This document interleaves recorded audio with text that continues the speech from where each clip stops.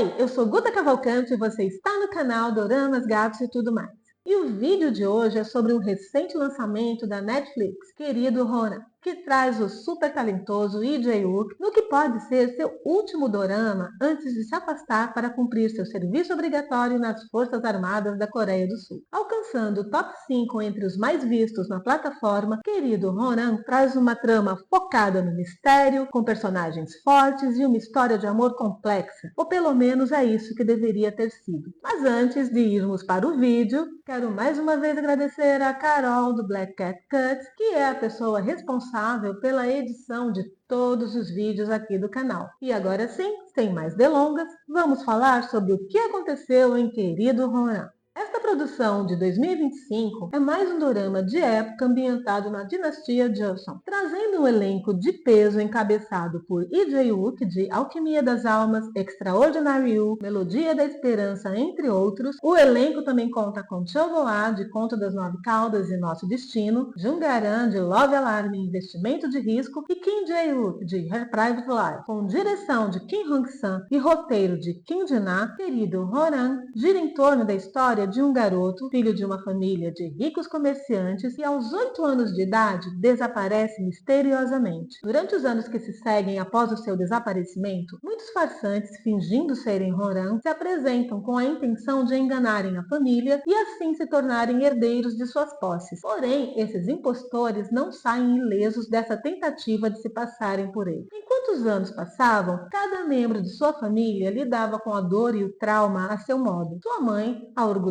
senhora Min, buscou a ajuda de xamãs, onde depositou todas as suas esperanças, mas com o tempo foi se entregando ao vício para aliviar sua dor. Seu pai, Shin Yor-guk, pagou para que procurassem seu filho e buscou a ajuda de pessoas influentes como o príncipe Han Pyong, mas também tomou a precaução de adotar um garoto, Mujin, a quem ensinou como lidar com os negócios e para quem pretendia passar o seu lugar no caso de seu filho nunca retornar. Já Jae-yi, meia-irmã de Ronan e de quem ele sempre foi muito apegado, nunca desistiu de encontrá-lo e cresceu procurando pelo irmão de todas as formas possíveis, mesmo se colocando em perigo em muitas dessas ocasiões. 12 anos depois do desaparecimento, surge um jovem dizendo ser Ronan, mas que por alguma infelicidade não consegue se lembrar do período de sua infância. Muito conveniente. Sua chegada causa diferentes reações na família. A mãe imediatamente se convence de que aquele jovem é seu filho e não admite nenhuma dúvida a respeito desse fato. O pai se mostra cético a princípio, porém, a partir de certos testes científicos da época e algumas pequenas evidências que vão surgindo nos dias que se seguem, passa a acreditar que aquele rapaz talvez seja mesmo seu filho desaparecido. Mas é Jae quem tem a reação mais assertiva e preocupante. Assim que ela olha para ele, assegura a todos os presentes que aquele não é seu irmão. E sobre isso, ela não tem nenhuma dúvida. Porém, sua opinião não é relevante. Afinal, seu pai já resolveu aceitar o jovem como Ronan. E sua madrasta, que a odeia, entende que sua recusa em reconhecer o recém-chegado como seu irmão só prova que ele realmente é quem diz ser. E assim, Ronan está oficialmente de volta à sua casa e ao seio de sua família. Mas será mesmo? E esta é a premissa inicial desta história, que é apresentada de forma verdadeiramente intrigante. E este é seu grande trunfo no início. A forma como a trama nos é apresentada torna impossível que não nos perguntemos também se aquele jovem é ou não o verdadeiro Ronan. Mesmo que alguns elementos que tornam óbvio o caminho que a história irá tomar nos mostrem a resposta de forma clara muito antes do final. Entretanto, a pessoa mais afetada pelo retorno de Ronan é o grão-mestre Mujin. Afinal, ele tem plena consciência de que até então estava ocupando um lugar que originalmente não lhe pertencia. E agora o real dono do lugar voltou, então onde ele se encaixará? Existe um lugar para ele naquela casa? Naquela família? Desde que chegou, ele sempre foi ignorado ou hostilizado pela senhora Min, que o considerava um intruso, um estorvo, um menino que seu marido comprou para garantir um aliado na feroz disputa que ela e o marido sempre travaram pelo comando dos negócios. negócios da família. A única pessoa que sempre tratou com carinho foi Jae, que entendia sua dor de ter sido separado de seu verdadeiro pai, já que ela também estava separada de seu irmão, que sempre foi a pessoa mais importante para ela. E desse modo, eles cresceram se apoiando e se confortando ante as injustiças da vida. Mas com o tempo, os sentimentos de Mujin com relação a Jae foram se transformando. E mesmo que ela ainda o veja como um irmão, ele já não consegue vê-la assim. E esse sentimento que ele nutre por ela vai afetar os rumos da história de forma dramática e torná-lo um dos personagens mais interessantes e detestáveis desse dorama. E com certeza, ele é o personagem que teve o melhor desenvolvimento. Afinal, ele tem uma história com início, meio e um doloroso fim que combina com a sua trágica trajetória até então. E isso é muito mais do que se pode dizer da maioria dos personagens dessa história. A maior parte deles tem traços de personalidade praticamente únicos e sem justificativa. Não sabemos o que os tornou quem são, o que os levou até ali. Eles são daquele jeito e pronto. E este talvez seja o meu maior problema com este dorama.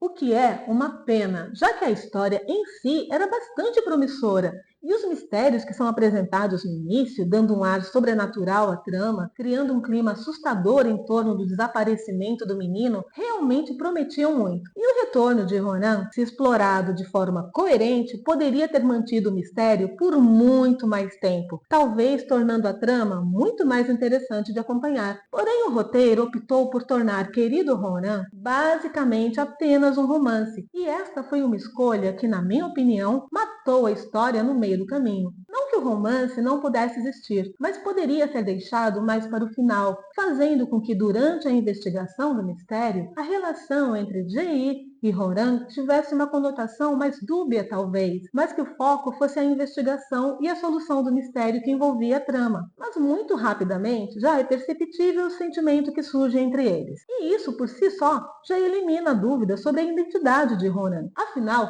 alguém aqui acredita que a Netflix nos apresentaria um dorama onde o casal principal é composto por irmãos de sangue?